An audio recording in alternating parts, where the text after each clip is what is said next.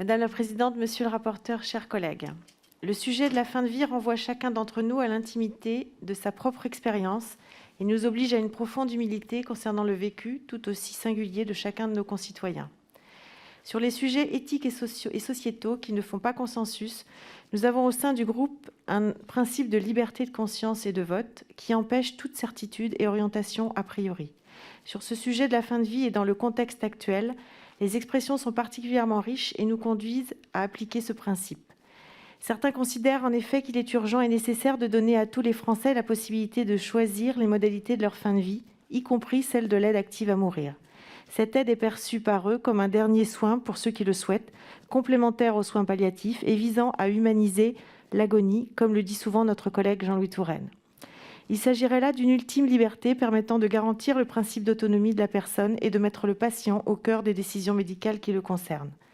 D'autres considèrent au contraire que l'aide active à mourir est une ligne à ne pas franchir pour les médecins, les patients et leurs familles, en raison de la vision de la société qu'elle sous-tend et des dérives qu'elle pourrait entraîner.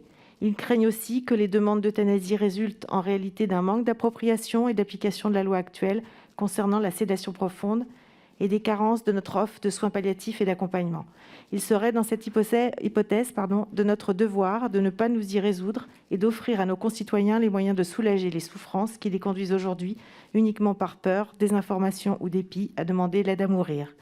D'autres, enfin, ont une position intermédiaire ou sont encore indéterminés et s'interrogent sur l'opportunité d'une telle mesure dans le contexte actuel et sur la nécessité de solliciter un débat plus large dans la société. Je rejoins donc les propos de notre présidente sur l'importance d'entendre et de respecter toutes les nuances qui pourront ici s'exprimer.